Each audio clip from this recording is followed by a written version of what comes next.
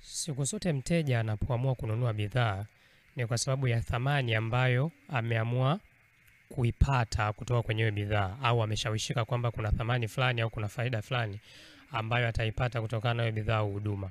Sasa thamani inatokana tu na mtazamo wa mteja, na mtazamo wa mteja kuhusiana na bidhaa fulani au kuhusiana na thamani iliyo kwenye bidhaa au huduma fulani. Mtazamo unatengenezwa. Unatengenezwaje?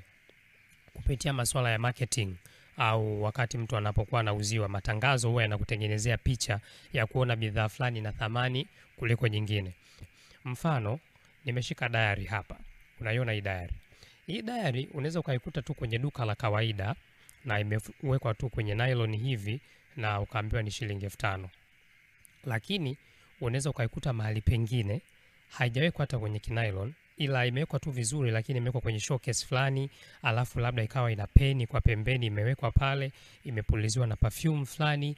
Muonekano tu wa ile diary ukiambiwa 20,000 hutojiuliza, kwa sababu ya mazingira na namna ilivyowekwa presentation ya bidhaa. Kwa namna fulani hawa jamaa wamekutengenezea mtazamo mpya kuhusiana na hii diary. Ni diary ile ile, hamna kilichoongezeka, ila tu namna walivyoipresent kwako imekutengenezea mtazamo mpya kwamba hii ni ya thamani zaidi kuliko ile kwenye duka lingine ambayo inauzwa shilingi 5,000. Sasa wakati mwingine inaweza ikawa ina thamani kweli au isiwe na thamani kweli, lakini thamani ni swala la mtazamo kwanza kabla ya uhalisia wenyewe wa thamani ya hiyo bidhaa.